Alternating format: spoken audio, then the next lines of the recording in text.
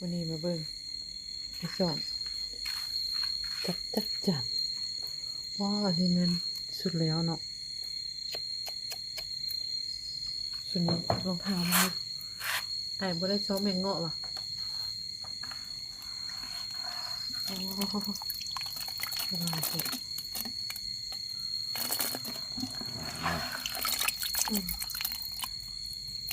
เมื่อคืนนี่บ่ดิเมื่อแรงนี่กันแล้วบ่แล้วดีกว่า10 นาที 10 นาที จะไปร้านแล้ว เสื้อ ไปร้านแล้ว 10 นาทีปิดปีกมัน10 นาที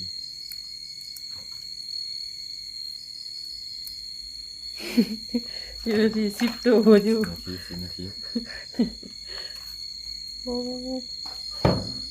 อันนี้เอาไว้น้องเลยเด้อ ไม่ต้องหา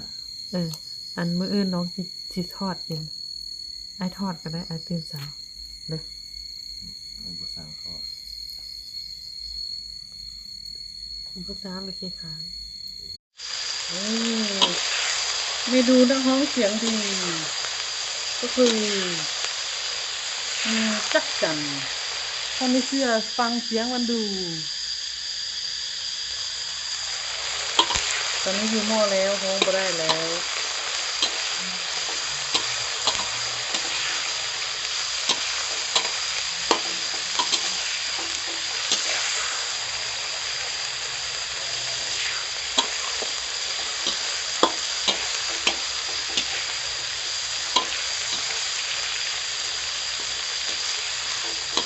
ไอ้บ่ได้แมงเงาะว่ะ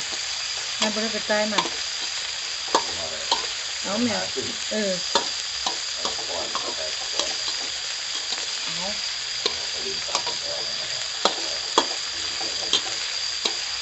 ให้มันดูโลกก่อน